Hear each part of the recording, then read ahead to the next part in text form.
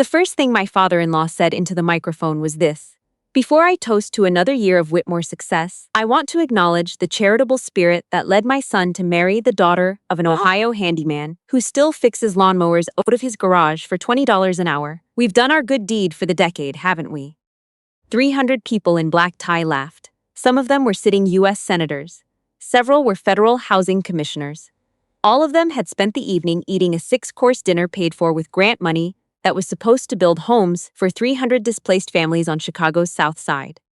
My husband, Preston, was standing 2 feet to my right when I turned and told him quietly, so quietly that only he could hear, that the HUD field audit notice I had intercepted that morning gave us 48 hours before the wire fraud investigation went active. He responded by closing his hand around my left wrist and squeezing until something in the joint cracked, and my vision went white at the edges. "Keep your mouth shut and smile," he said through his teeth, still facing the applauding crowd. "You don't understand how any of this works." He had been telling me that for 3 years. He was about to find out exactly how much I understood. The pain in my wrist did what pain always does when you've spent 4 years as a forensic accountant for HUD's Office of Inspector General. It sharpened my focus. It pulled me backward in time, all the way to the very first week inside the Whitmore penthouse, 32 floors above Lakeshore Drive, in a building purchased with a federal grant that was meant to house 200 families who were currently sleeping on friends' couches across Pilsen and Englewood. I had been 29 when I married Preston. I had just left federal service after 4 years tracking housing fraud across 6 Midwestern states. I had testified before 2 Senate subcommittees. I had helped send 11 people to federal prison. None of that mattered to the Whitmores. What mattered was that I had grown up in Marysville, Ohio, in a 2-bedroom house where my father drove a beat-up F-150 with a cracked windshield, and my brother and I had shared a bedroom until I left for college. The first dinner I sat through at their penthouse, Clifford didn't offer me a drink.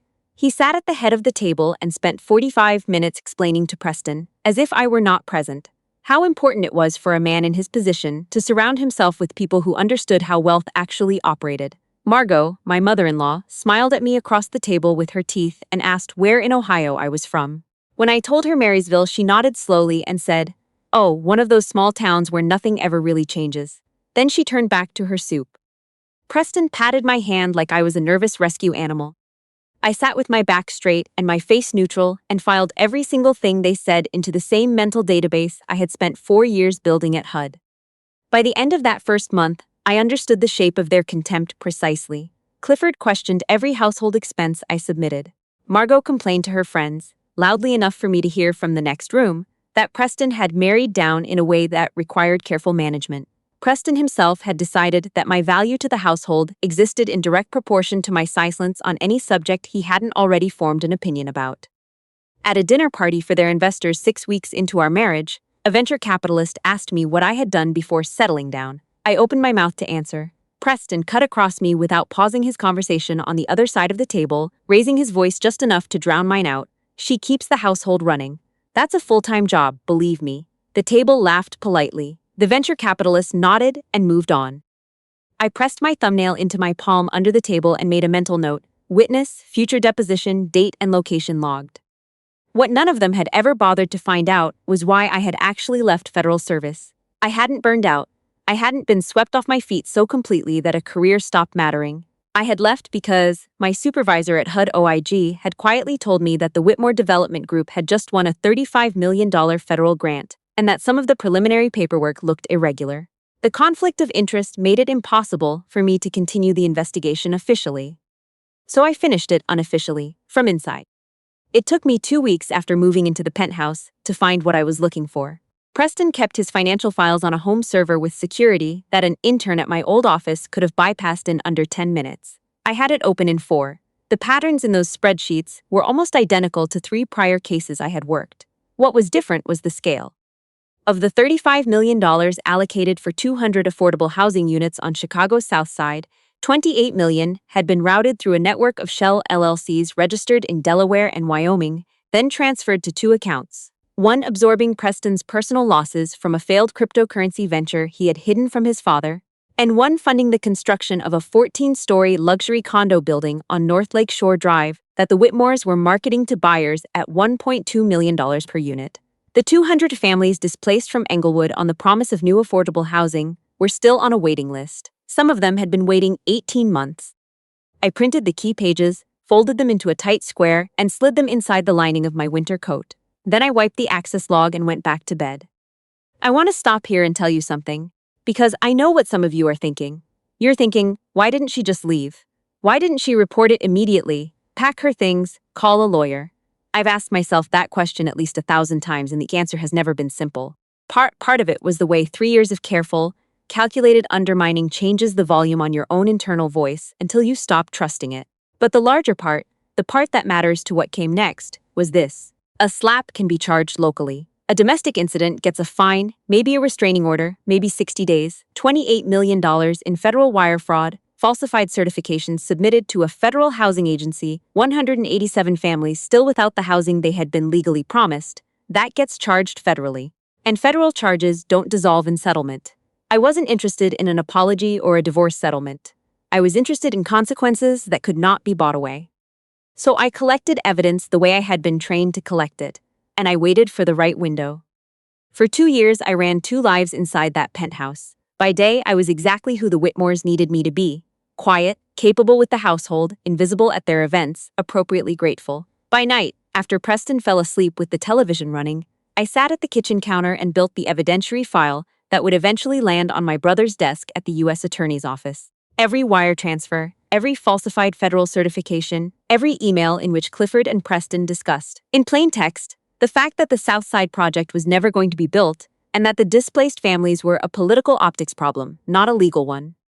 That last email I had memorized. On the 3rd Saturday of every month, I drove my 8-year-old Honda Civic 40 minutes south to a diner in Joliet called Patty's. Laminated menus, a pie case rotating slowly in the window, the particular stillness of a place where nobody is performing anything. My father was always already there in the last booth by the emergency exit, wearing a canvas Carhartt jacket reading the sports section. The waitress called him Hon and kept his coffee full without being asked. To the regulars at that diner, he was a retired man from Ohio who drove up to see his daughter once a month. To the Northern District of Illinois, to the 7th Circuit, and to 3 consecutive administrations that had each extended an appointment to the Supreme Court and received the same polite written refusal, he was the Honorable Harold Caldwell, retired Chief Judge of the United States Court of Appeals for the 7th Circuit, and managing trustee of the Caldwell Family Trust, which held $240 million in private equity and municipal bond holdings. He wore the Carhartt jacket because he had always worn Carhartt jackets. He drove the F-150 because that's what he had always driven. He overtipped every waitress he had ever had in his life, and he did it quietly, the way he did most things. My brother Silas would be across from him when I arrived, his federal prosecutor's badge clipped inside his jacket, a second coffee waiting for me at my side of the table. He would slide it over without speaking. He always waited for me to settle before he said anything, and I had been grateful for that more times than I could count. My father watched my face the way a man who spent 30 years reading witnesses from the federal bench learns to read faces. He never told me what to do. He never suggested I leave or stay or move faster. He respected the operational logic of what I was doing because he understood, in a way that very few people did, that patience applied with precision is not weakness. It is the mechanism by which systems that protect themselves with money are eventually broken open. About 8 months before the gala, I pushed a USB drive across the Formica tabletop and told him it was complete. Silas put on his reading glasses and plugged the drive into his laptop right there in the booth. He scrolled for 4 minutes without speaking. Then he looked up and said, "This is a sealed indictment waiting for a signature." My father placed his hand over mine. He said, "Tell me when." I told him I needed 2 more things. The full board presentation documented on record, and I needed Preston to say it out loud, on tape, with no ambiguity that could be argued away in front of a jury. My father nodded once. He understood that kind of precision. He zipped his jacket, left a 20 under the edge of his coffee saucer, and we walked out to the parking lot together, where the October wind was coming hard off the surrounding fields. He pulled me into a hug that lasted long enough to say everything we hadn't said inside. Silas shook my hand like a colleague. I drove back to Chicago with the heat on high and the radio off. Before we get to the morning of the gala, I want to ask you something. If you've ever sat at someone else's table feeling like a guest in your own life, if you've ever had your credentials dismissed, your work claimed by someone louder, your silence mistaken for ignorance, stay with me. Because what happened next was not about revenge. It was about the difference between what these men believed they had built and what was actually holding that building up. Please subscribe to this channel so you don't miss what comes next. And if you're rooting for the truth to land where it belongs tonight, type the word justice in the comments right now. Let's get back to the gala.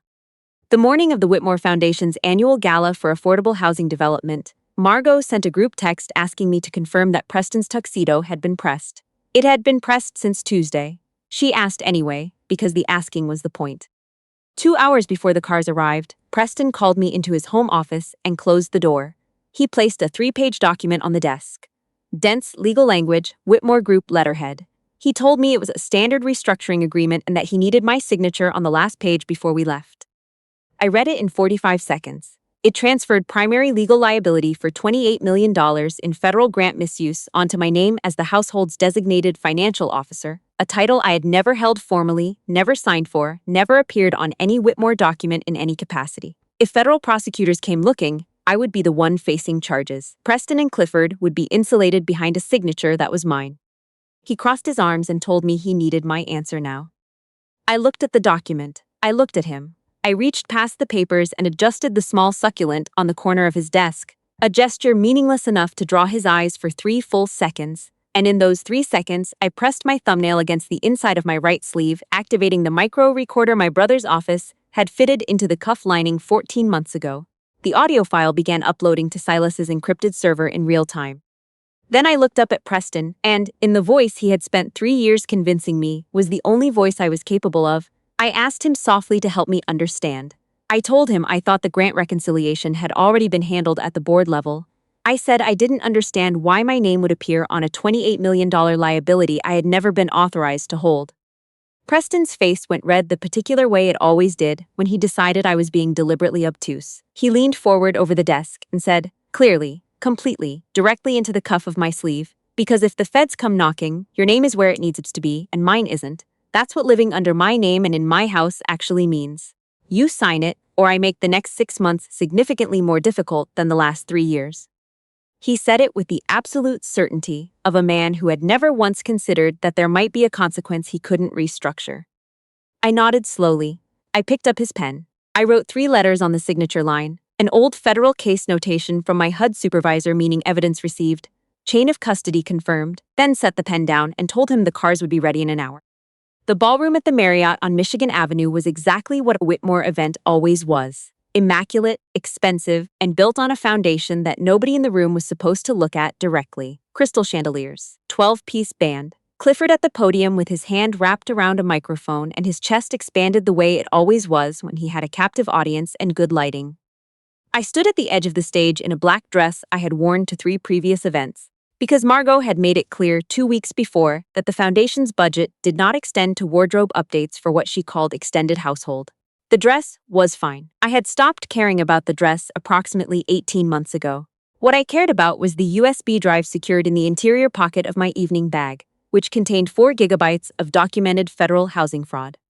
Clifford was 2/3 through his toast, a speech about community investment and the importance of family, when he paused and turned toward where I was standing. He smiled at the room with the warmth that men like him deploy when they want 300 people to love them at once. He said he wanted to say a word about the Whitmore spirit of openness, about what it meant to extend opportunity to those who might not otherwise access it. He told the room his son had married a girl from a small town in Ohio, daughter of a man who fixed small engines out of a garage. We didn't hesitate, he said. We opened our doors. 300 people in formal wear looked at me with the soft, condescending goodwill that the speech had been calibrated to produce. The pain in my wrist from where Preston had grabbed me 40 minutes ago was still a steady, low throb. I stepped forward and said quietly, close enough to Clifford that only he could hear me, "The HUD field audit went active this morning. The agent in charge is named Silas. You may already know the name." Clifford's smile disappeared. He looked at Preston. Preston was already moving toward me from the side of the stage, his face tight and his jaw set. He reached me in 4 steps, got close enough that the nearest guests couldn't see his expression, and said, in a voice that was barely a voice at all, "Don't you dare." Then he raised his hand and brought it down across my cheek so hard that the sound traveled through the stage microphone before anyone understood what they had heard. 300 people went completely silent. I stood still. The left side of my face burned with a heat that went from my cheekbone to my ear. My eyes watered, not from sadness but from the body's involuntary response to sharp impact the same physical reflex I had noted clinically the first time I had ever experienced it and filed under data point instead of devastation. Preston turned to face the room, arms slightly out, already composing the explanation. The word misunderstanding was assembling itself on his lips. I had watched him build narratives from nothing more times than I could count. I did not give him the opening. I reached into my evening bag and took out my phone. I pressed the single contact saved to the home screen, a number connected to a cell phone currently in the breast pocket of a Carhartt jacket, 3 floors below in the hotel lobby. My father answered on the second ring. I did not lower my voice. The stage microphone was 18 inches from where I was standing, and I wanted every person in that room to hear what came next clearly enough that they would be able to describe it precisely under oath. I said, "Dad, it's time. The activation code is Caldwell 7. Tell Silas the principals are on stage and the room is ready." Preston laughed, one sharp, disbelieving sound. He said, "Your father repairs lawnmowers in Ohio, Lydia. What exactly do you think is about to happen?" "You'll see him in about 60 seconds, I said. "You'll recognize him. He's going to be the one in the robe." I ended the call, dropped the phone into my bag, and walked to the audio-visual console at the side of the stage. I connected the USB drive to the master input port, bypassed the interface, and routed 4 gigabytes of documented federal wire fraud onto the 60-foot screen suspended above the stage. Wire transfer records, LLC formation documents, falsified HUD certifications, 3 years of emails in which Clifford and Preston had discussed, in their own words, in their own email accounts, that the Southside housing project was never going to be built. And then Preston's voice, from 3 hours ago, filling every speaker in the ballroom at full volume. "Because if the feds come knocking, your name is where it needs to be, and mine isn't. That's what living under my name and in my house actually means." The room came apart. Preston lunged for the console. A federal agent from HUD's Office of Inspector General stepped out of the crowd. She had been there all evening, at a table near the east wall, in a dress that did not read as federal service until this exact moment, and caught his arm with the calm efficiency of someone who had done this many times before in rooms that looked nothing like this one. She walked him against the stage and began reading from a federal warrant. My brother came through the main ballroom doors 60 seconds after my call ended. He was in his prosecutor's suit with his badge on his lapel and 3 federal agents flanking him. He walked directly to Clifford at the podium and placed the indictment in his hands without a word. Then the doors opened a second time. My father walked in. He was not wearing the Carhartt jacket. He was wearing the dark navy robe he had worn for 30 years on the federal bench, his name and the 7th Circuit seal embroidered in gold thread on the left breast. He walked the length of the ballroom center aisle the way he had walked into his courtroom for 3 decades, unhurried, because he had never needed to hurry. And 300 guests parted without being asked, the way people part for something they recognize as authority without being able to immediately explain why. He climbed the stage steps.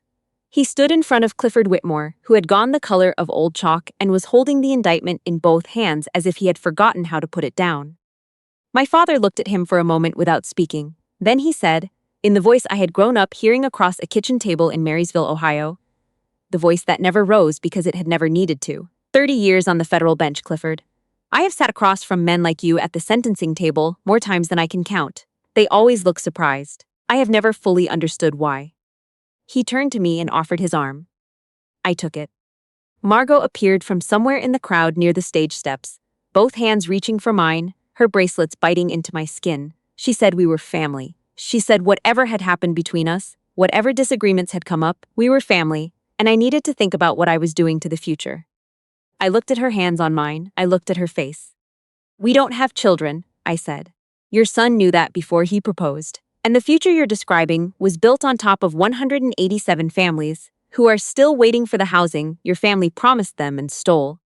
I pulled my hands free. Preston was still on the stage, his wrists secured, his jacket twisted at the shoulder. He was crying in the specific way of a man who has never encountered a consequence that money couldn't absorb, raw, genuinely shocked, as if the world had broken a contract it had no right to break. He said my name. He said he could fix this. He said that the last 3 years had been stress and pressure, and not a true reflection of who he was underneath all of it. I took a single document from my evening bag, the dissolution filing Silas had prepared 4 months ago, already signed by a federal magistrate, and pressed it flat against Preston's chest. "Find a good attorney tonight," I said. "The federal clock starts at midnight." Then I reached up with my right hand, took the ring off my left finger, and held it over the champagne flute sitting on the speaker's podium. The flute Clifford had been drinking from 20 minutes ago when he told 300 people that my father fixed lawnmowers for $20 an hour. I opened my fingers. The ring dropped into the glass and made a sound like a small, final bell. I linked my arm back through my father's, and we walked off that stage, down through the partying crowd, out through the ballroom's mahogany doors, and through the lobby and out onto Michigan Avenue, where the November air came off the lake, cold and clean and entirely without the smell of that penthouse. My father said nothing for a moment. We stood on the sidewalk while Silas organized the federal transport behind us. Then he said, "You hungry? I know a place in Joliet that's open early." I laughed. It was the first laugh in 3 years that felt like mine. 6 weeks later, the Whitmore Group's assets were placed under federal receivership.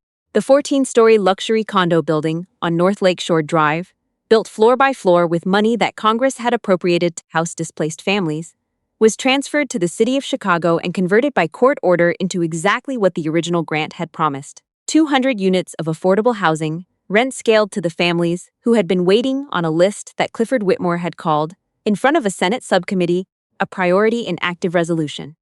187 families moved in before spring. I stood on the sidewalk in front of that building on a Tuesday morning in March and watched a woman carry a cardboard box through the front door. Her daughter walked beside her, maybe 4 years old, holding a stuffed rabbit with both arms the way small children hold the things that have traveled everywhere with them. The little girl stopped at the threshold and looked up at the building with the solemn, wide-eyed assessment of a child who has learned to take nothing permanent for granted. I didn't say anything. I didn't need to. My father stood next to me with his hands in the pockets of the Carhartt jacket and watched alongside me. After a while he said, "That's why you waited." I said, "That's exactly why I waited." The things built on borrowed money and other people's silence don't last. They look permanent from the outside: the right address, the right gala, the right speech about family and opportunity. But the foundation is always what it is, and rotten foundations fail, every time. The truth doesn't move faster than patience, it just moves more completely. My father poured coffee from the thermos he had brought. Black, no sugar, the way I have taken it since I was 16 years old, sitting in our kitchen in Marysville, watching him read case files before the sun came up. I took it with both hands, and we watched the morning come in clear and cold over the building that stood, finally, where it was always supposed to.